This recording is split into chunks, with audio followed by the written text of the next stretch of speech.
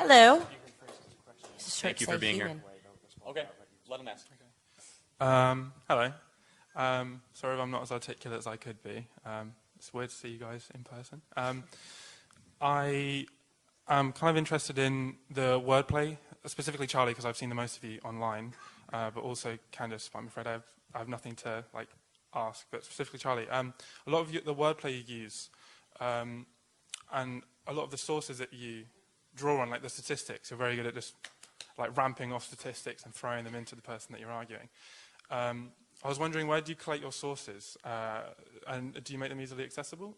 Of course. Would you like to name an example that I can cite for you now? I don't question that the things that you're saying are factual. It's more how they are phrased and how they are put to us. So, for example, the thing that you've just said now about abortion, could you quickly remind me so I don't trip over my own Sure, words? I'll do the first one. I say, a celebration of a pregnancy, why do we call that event a baby shower, not a fetus shower? Right. So that in itself sounds like, oh, right, well, that means there's a cultural acceptance of the idea that it's a baby pre-birth. But that's just a linguistic, cultural way. So I call it, I'm pro-choice, for example, but I would still call it a baby shower. That doesn't mean I culturally accept the idea that it's a baby pre-birth. I'm just using a linguistic standard. There's deeper meaning. Now, let's play this out. It's fun.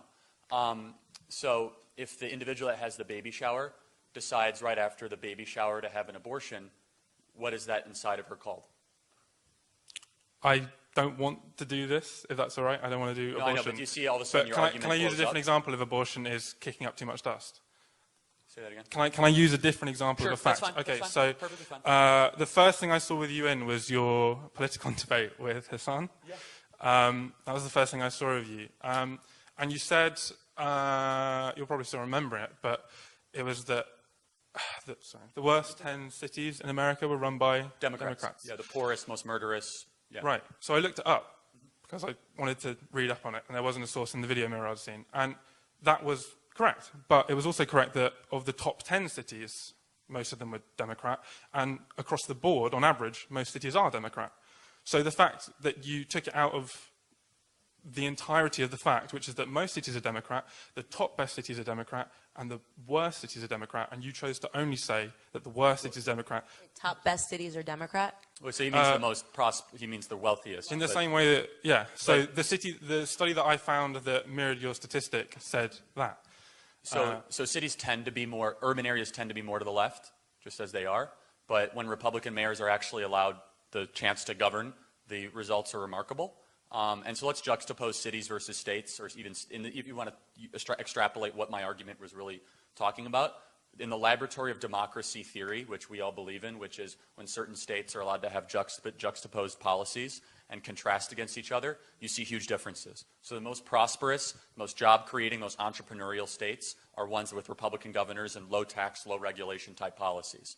And there is a correlation between the most murderous, the most dangerous, and the most honestly hopeless areas, and Candace grew up in one of them, are almost always dominated by Democrats. But when those Republican policies are actually allowed to be instituted, those communities turn around quite quickly. So. And another one was that you said, I think it was the life expectancy in Cuba was 15 years lower than that in the United States. Yeah, if the government doesn't kill you, right. Right, democide. But I looked it up as well, and I found there was no information on that. And in fact, the Google definition, which draws on, it cites many different studies, and it fills it all in and it pulls it all together, and it chooses the most reasonable response that's backed up by facts and logic. It said that it was actually a year older than the US. So how do you, especially when you're I think it's called galloping, when you're throwing so many points in a debate, do you not think it's unfair and unreasonable and maybe at points even manipulative to be phrasing things in a certain way that might be, when beyond scrutiny, it's like me who had to Google all of these statistics, which pan out to be not as obtrusive and anti-left as you say they are? Do you not think that's at the worst incompetent, and at the best incompetent, and at the worst malicious? So you're entitled to your own opinion, not entitled to your own facts. Let's talk about the Cuban one. I reject the own Cuban government's health statistics completely and totally. I don't believe the socialist governments of Cuba's health statistics that they submit to the World Health Organization or the United Nations, because objective, independent analysis of their own health standards are nearly 20 to 30 years behind life expectancy that their own government produces. So what you're looking at is corroborated by people that want it to be true. And we can have a 30-minute discussion over whether you believe the Cuban health statistics, but the answer is show me another statistic of anything I've talked about in the 300 hours that Candace and I have done, public speaking. Everything I talk about, everything I do is rooted in years of research and backing and data, and I'm happy to talk about each specific one. I don't want to monopolize the time here, but I reject the premise and the insinuation that somehow I'm being reckless, because facts are not reckless. In fact, it's the basis of why we're here and why what we believe. You successfully pivoted away from the intention of my question, which wasn't the factual nature of the statements you were saying. It's the way that you phrased them. So I phrased them effectively, and that should be a problem? No, it's not about effectively as defined by you, as in it promotes your agenda. You pivoted quickly away from the abortion thing. Can I please finish my... Happy to, yeah. I pivoted away from the abortion thing, not because I didn't want to talk about it, but because it made me uncomfortable to do so. Do you think it's effective the way I worded it, because maybe it made you think a way you never had to think before? The point is, like, I could do that for every issue. It's more that, so you say, like, oh, we shouldn't trust the Cuban health statistics because they've got an agenda to promote, and that probably makes a lot of sense. But similarly, there are people whose prime objective, as if they're still stuck in McCarthyism, is to obliterate any form of socialism and communism as an opposition to free market capitalism. And so, similarly, in the same way that we shouldn't trust the authorities in Cuba. If the root of this is capitalism versus socialism, is there an example where socialism is really thriving and worked as a concept? This is what I don't understand. It's weird to me when people come up to this discussion and it's like, at your core, you're just what, defending socialism, defending Cuba, defending, what are you defending? That's not the root of my question. I get what you're saying is phrasing things in a way that maybe aren't fair, because you could find something on the internet that maybe supports communism and socialism. That's essentially what you're saying, right? No, you're mischaracterizing me, actually. Okay, how am I mischaracterizing you? You're mischaracterizing me because you've generalized what I'm saying, which is that I've looked into talking points that Charlie's raised. I've found the exact studies that he's referenced, and know that they do because they actually mirror the things that he's said verbatim. So they're cited. And So I do use studies, is what you're saying. I never said you didn't, Charlie. I'm not sure where you're coming from. That's why I'm saying I'm not mischaracterizing you. I get what you're saying. You're saying, Charlie, he's saying that you say facts, but there are also alternative facts that would maybe present socialism and communism in a better way. You're saying it's unfair because of the way he's saying them, not because of... Because from what I'm getting is you're saying that he's... That's called a debate. Yeah, essentially what you're saying is he's too good at presenting his argument. Because you're saying... No, let me finish. You've just said you went and looked over the things that Charlie said. You found them to be backed by studies, which would mean they were factual. So he's not lying. He's not mischaracterizing or using wrong data. Let me finish. You've been allowed to talk for a while now.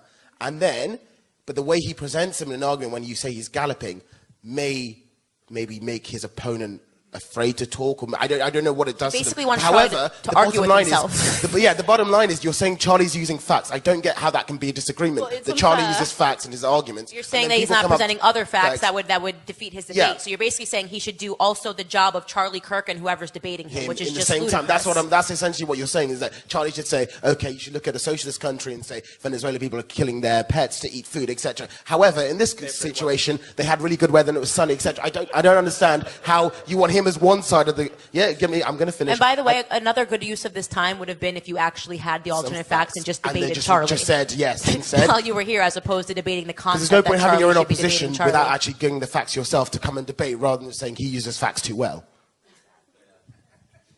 Yeah. Final point, and I'll let my attorneys answer the rest of the question. Again, you've mischaracterized what I'm truly saying here, which is that you're not trying to genuinely convince people. You seem to be, from the presentation of the facts that I've given you as an example, phrasing truths in a very specific way and choosing to ignore things that present it in a more balanced way to basically trick people, right? That's no. Please let me finish. Can I finish? Please let me finish. Argue their opinion. Look, fact. No, seriously. Hear me out, man. Facts are unfair. Facts, right? Facts don't care about your feelings, right? Facts are objective statehoods, right? But the way that you choose to present them, right? It's like saying if a statistic is 68%, you can't just rearrange the 68 to say 86, right? Hear me out, because that is just lying. You could rearrange it to say Please 32, let me no? finish, please You let could me rearrange it to say 32, the other way around. Those are both factual statements. If you say 68%... I'm saying if you just... Do I even need the mic? I can hear me. Oh, sure. The way that you're choosing to... the way that you're choosing to talk about statistics, the things that you're choosing to neglect that present things in a more balanced way, indicates that your objective here isn't to convince people based on the whole truth, but in fact to play off of people's inability to quickly respond by asking for sources. Like if you provided a source, I'm struggling to articulate this, but it's just, with the example I gave you about the Democrat cities, right? That's a pretty condemning statistic that the worst cities, to summarize, are mostly Democratic. Yeah, but you didn't present the whole statistic, and that was a very purposeful choice. If you look up that study, that is Charlie's the not going evidence to that debate presented. himself. I don't under. This is very Because confusing it's not to a game, me. Candace, is But it? no, It's but not you a just game. said when he goes on campuses and he debates with people that he's not presenting facts that would try to destroy the fact that he just gave. That's No, the they're the concept same of a debate. facts, Candace. I don't see what you're That's not why it's understanding but here. They're that's the what same it's called a facts. debate. It's Because called it's not about, the point of a debate, if you care about humanity, if you care about improving people's welfare, should be to present objective facts based on independent studies and Said he decide does. which is what Charlie does, but choosing to neglect the entirety of the factual statement. Okay, I think this is right? now turning into like a Yelp review of Charlie Kirk, and I'm not really getting Because the he's point an of it. influential man, and his practices, and I get everyone's it. practices I need to be get it, but I'm scrutinized, saying and that yours this are is- semantically I wish you deceitful. actually had. closing, though. I wish you actually would just debate Charlie. That would I think would be more Yeah, productive in closing, for everybody I do here. appreciate you coming up and saying this. I will issue a challenge to the world. Anyone can come prepared with any hundreds of pages of documents to debate me, and I wish them well. Thank you.